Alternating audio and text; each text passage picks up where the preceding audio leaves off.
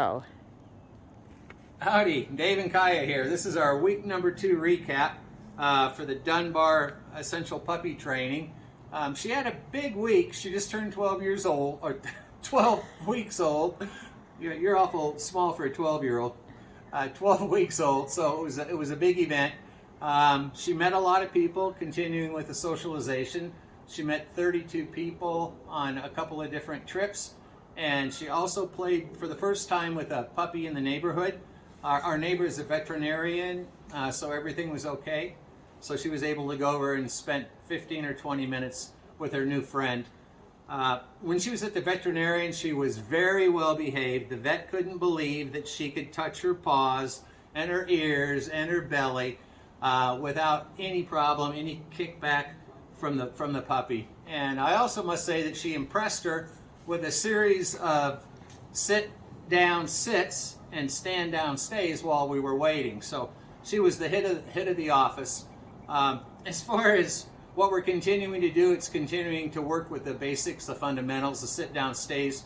We're trying to do 10 to 15 of those per day. They're the building blocks of the training, as it says in the course. Without that, nothing else is really going to work.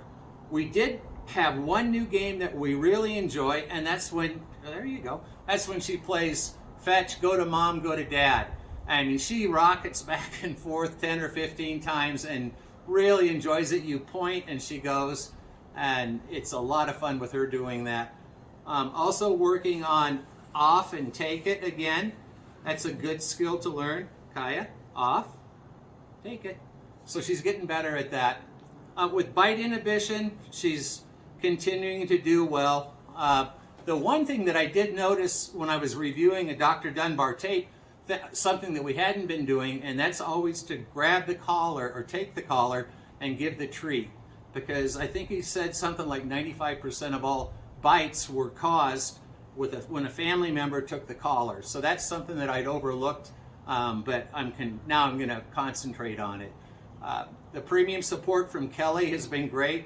I've peppered her with a couple of dozen, well, not that many, at least a half a dozen questions this week, and she answers them in a timely fashion. That's about it for this week. We're going to continue next week working with the basics, and we're going to start to emphasize healing on and off leash. So until next week, have a good one.